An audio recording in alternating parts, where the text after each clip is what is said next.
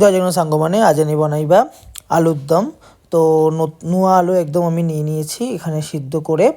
আর এখানে কিন্তু আছে সমস্ত উপকরণ, দেখতেই পাচ্ছ যা যা সব গুঁড়ো লাগবে। এখানে আছে জিরা গুঁড়ো, হলদি গুঁড়ো, লুন, টমেটো পিউরি, তেজপাতা সমস্ত কিছু ছিল। আর এখানে কিন্তু আমি সমস্ত কিছু দিয়ে এটা একদম মশলাটা কষিয়ে নিচ্ছি। তারপরে আমি ঢেকে দেবো, তেল ছাড়া অবধি কিন্তু আমাকে ওয়েট করতে হবে। তারপরে লাস্ট এরকম তেল ছেড়ে যাওয়ার পরে আমি যতগুলো নোয়া আলু ছিল সিদ্ধ করা সেগুলোকে সব দিয়ে সেগুলোকে নাড়াচাড়া করে ধনে পাতা পকিয়ে এর মধ্যে কিন্তু ফোটাবো। এবার ফোটানোর পরে কিন্তু লুকটা এইরকম দেখা দেবে। প্রচণ্ড টেস্ট এসেছিলো, বাসনাটা খুব ভালো, স্বাদটা অসাধারণ ভালো এসেছিলো। তো তোমরাও কিন্তু অবশ্যই ঘরে ট্রাই করো আর আমাকে অবশ্যই কমেন্ট করে জানাবে যে তোমাদেরটা কেমন হলো। তো ভালো লাগলে অবশ্যই ডু সাবস্ক্রাইব মাই চ্যানেল, পাশে থেকে অনেক অনেক ভালোবাসা দিও। টাটা।